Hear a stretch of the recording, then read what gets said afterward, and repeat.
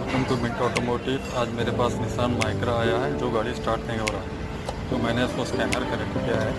देखिए मैंने scanner connect किया है इसको। तो चलिए हम इसको स्कैन करते हैं, पता लगाते हैं प्रॉब्लम कहाँ पर है। ये देखिए मैंने इसका की का जो सिंबल है वो आके इसको चेक किया है।